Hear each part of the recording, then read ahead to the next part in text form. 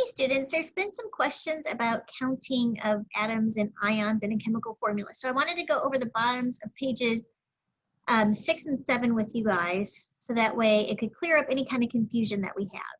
So let me go ahead and share the packet here. I'm going to start on page 6. Okay, we're not going to go over all of these examples, but I want to make sure I go over a couple of these with you guys. So let's look at this one right here. This is potassium acetate, okay? So we can look at this formula and we can see that we have 1 potassium in there. We've got 2 carbons, we have 3 hydrogens, and we have 2 oxygens. It's this one right here, the number of acetate ions, that is causing us some trouble, okay? What I saw was a lot of people adding up the subscripts together of C2H3O2. But acetate is this. C2H3O2, that's acetate. And in potassium acetate, we only have 1 of those, okay? Down here, when we have 3K-C2H3O2, our coefficient goes with everything in here. So we have 3 potassium ions now. We've got 6 carbon atoms. We have 9 hydrogen atoms. We're multiplying our coefficient by our subscript, and we have 6 oxygen atoms. And again, this is acetate. So in 3K-C2H3O2, we've actually got 3 acetate ions, okay? Let's look at the middle one, magnesium phosphate. Okay, we can easily see that we have 3 magnesium ions. We've got 2 phosphorus because the subscript here goes with everything in the parentheses. And then we've got 8 oxygen atoms because we have to multiply our 2 subscripts together. Now when it asks about how many phosphate ions we have, phosphate is PO4.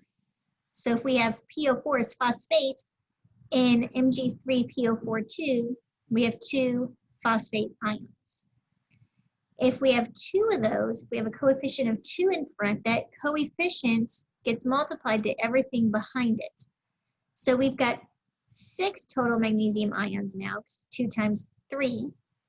We've got 4 total phosphorus atoms because we have this 2 that is applied to everything in the parentheses, and this 2 in front that's applied to everything behind it. We have 16 total oxygen atoms because 2 times 4 times 2. And then our phosphate ions, so remember, our phosphate is PO4. This whole group is phosphate. So we have this 2 times this 2, and we have 4 total phosphate ions, okay? Now you can try aluminum chlorate and make sure that you got those correct based on what I just talked about. Now let's look at page 7 because this is it's worded a little bit differently. Okay, it says how much is in 1 mole of calcium phosphate, how many moles of cations and anions. So first you're going to want to start by writing the formula. So calcium phosphide is going to be Ca3P2.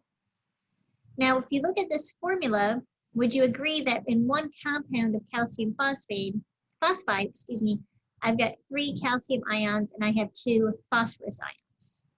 You would agree with that because you can see that.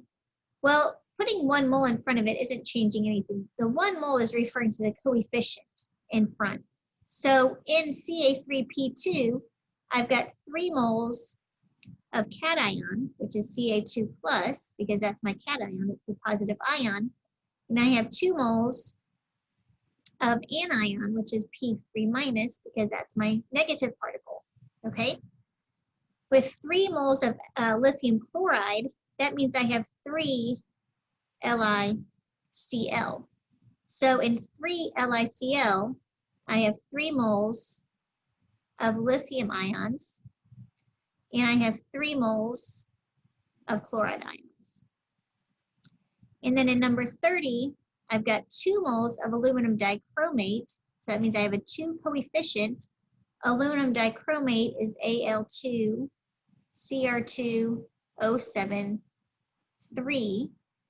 So I've got 4 total moles of aluminum ions, which are Al3+, and I've got 6 total moles of the dichromate ion.